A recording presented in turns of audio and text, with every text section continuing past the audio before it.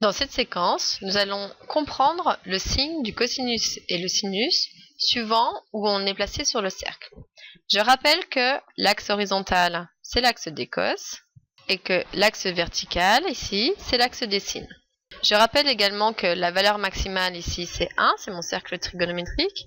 Donc là, je suis à plus 1, ici, je suis à plus 1 également. Ici, par rapport à 0, je suis à moins 1. Par rapport à 0, on est à moins 1 ici.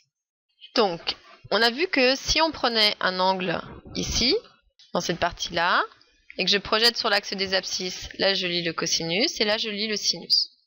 Donc, si on fait la projection sur l'axe des abscisses, ici on a la valeur de son cos, ici on fait la projection sur l'axe des ordonnées, ici on a la valeur de son sin. Si ce point il bouge, mais que ce soit ici, ici, ici, ici, ici, ici, en fait, le cos il va varier entre 0 et plus 1.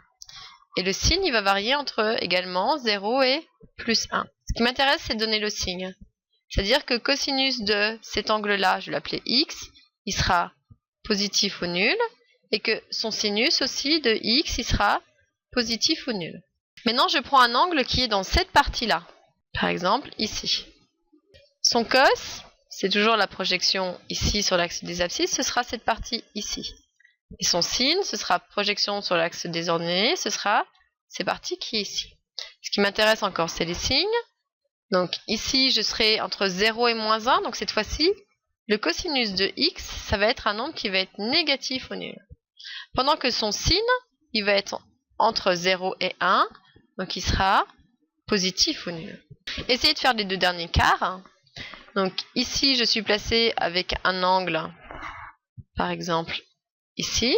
Donc projection sur l'axe des abscisses, ici, là ce serait la valeur du cos. Et projection sur l'axe des ordonnées, ici, là on serait sur la valeur du sin. De toute façon, dans cette partie-là, le cos il variera toujours entre cette partie-là et là, c'est-à-dire qu'il sera négatif. Pendant que le sin il variera entre cette partie-là et cette partie-là, c'est-à-dire qu'il sera positif ou nul. Et dernière partie, si je prends un angle qui est par exemple ici. Donc, toujours la même chose, projection sur l'axe des abscisses pour lire la valeur de son cos.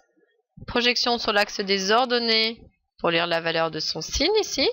De toute façon, lorsqu'on va être dans ce quart-là, le cosinus sera un nombre entre 0 et 1, donc c'est-à-dire qu'il sera positif ou nul. Pendant que le sin, il sera dans cette partie-là, c'est-à-dire entre 0 et moins 1, donc il sera négatif ou nul. Donc, j'ai besoin des signes parce qu'une fois qu'on connaît les valeurs remarquables dans le premier quart, les autres se déduisent facilement juste en ajoutant un signe plus et un signe moins. Nous allons voir ça dans notre vidéo.